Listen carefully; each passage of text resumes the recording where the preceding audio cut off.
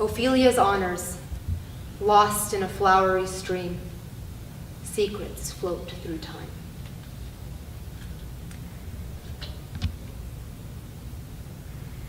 The second chapter focuses on relationships, and it's called The Goodbye Letters. The truth of love. Love, the most ridiculous thing in the world. No rhyme or reason.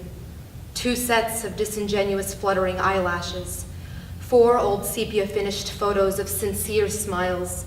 20 selfishly groping fingers. And at least 1 bleeding heart filled with a jelly center of hatred.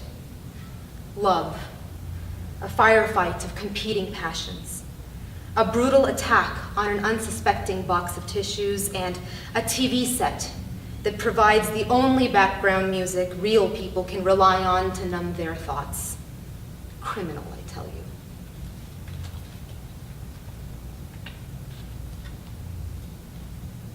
And at the end of this chapter,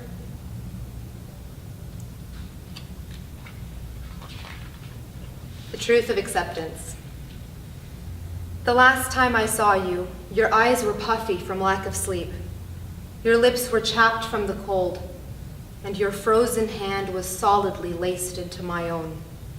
I loved you then, but I guess it doesn't really matter. We were kids then. I saw a picture of you published in the Chronicle last week. You'd pursued painting like you always said you would. Your eyes and lips seemed radiant and warm, so unlike the time you and I were together. I was happy to see that same solid grip of your hand in the picture. 10 fingers laced. She's very pretty. You look happy.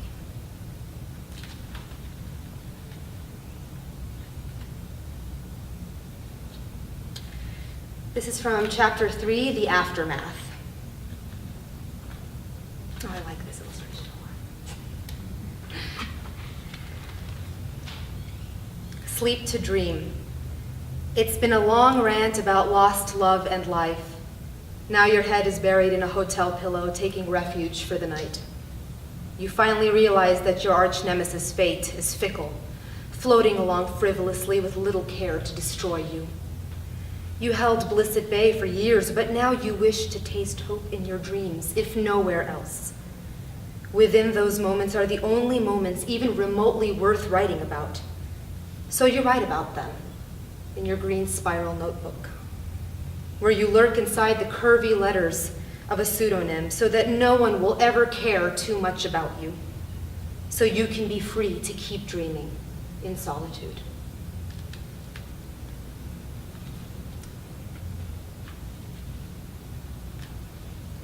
Also from chapter 3, The Aftermath, Dreaming About Yesterday.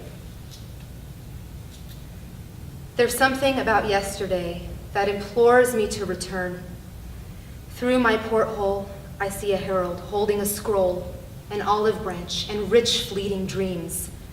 He proffers his soft hands to console my blistered heels and beseeches me to burn the escape ladder from the past.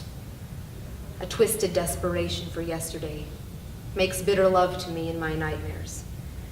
Yesterday, an upsurge of jealousy scampers a league ahead of me, only to capture time and reason before I can welcome them or even whimper a quick hello.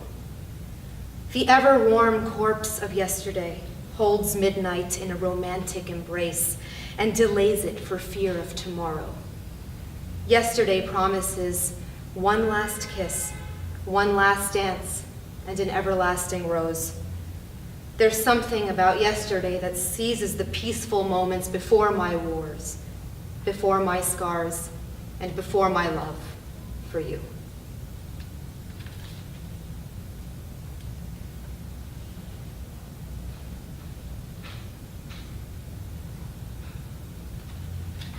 Okay,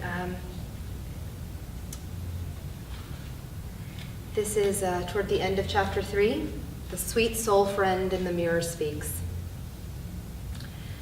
I've been given what angels have not, the power to be human and humanity's mirror at once. Humanity is what makes me want to hurt for you. I want you to feel no pain. You've done nothing wrong, nothing I haven't done. Humanity is what makes me seek revenge against you, as I see you becoming what I once was in my past. Humanity is what makes you press me to painful tears, because in my eyes, you see the dark depth of what you may become. Humanity is what makes you want to conquer me. I am all alone, my dear, and without recourse. But you have me as a sweet soul friend. Awake or dreaming, alone or in company, I am both you and your sweet soul friend. And from the end of chapter 3, the end is the beginning. The beginning of the chapter, the end of the chapter. New Year's Day, New Year's Eve, the vernal equinox, the autumnal equinox, and many days that intervene all seem to you great watersheds. You justify this by arguing that it is a universal phenomenon to hail the days of new realizations, to worship and fear full moons and new moons. You want to be reborn of the Spirit on all of these days by delivering long overdue mea culpas, learning life-altering lessons through Aesop's, Muhammad's, and Christ's hardcover legacies, and experiencing other transformations that allegedly take effect at the stroke of midnight.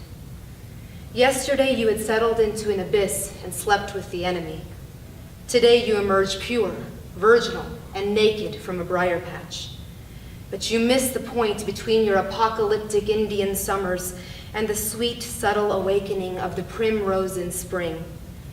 If you don't experience something drastic, dramatic, and proverbial, you run the risk of missing a lesson and falling further away from peace and perfection. You've effectively reduced great enlightenments to mere moments.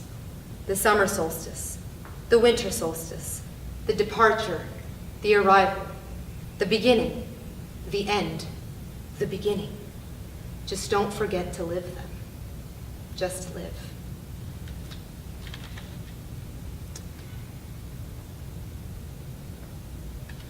And from chapter 4, A Simple Rebirth. This is called Tabula Rasa. Enter the water, breath quickens. A single moment free of life erases all that's written. The chase for winter is over. No questions or wishes for apocalyptic storms or changes anymore. Two hands emerge from the muddy water. Dirty, sticky, scarred, and still beautiful. More beautiful than ever.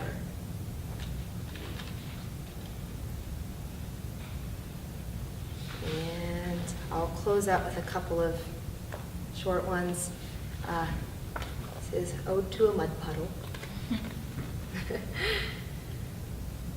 Yummy muddy puddle, a seasonal dessert, a creamy fudge oasis in a bumpy soil bowl, a pupil-less dark umber eye, always open and never discriminating, as all things reflected are a shade of brown. I want to dive into this messy mixture of earth and rainwater and roll like a marshmallow in chocolate fondue and then give someone a memorable hug. And I'll end with a tanka. It's called Pink Blossom's Smile. The tinge of April's teas charms all of winter's trees, and pink blossoms smile as dead leaves of December depart, scraping the concrete.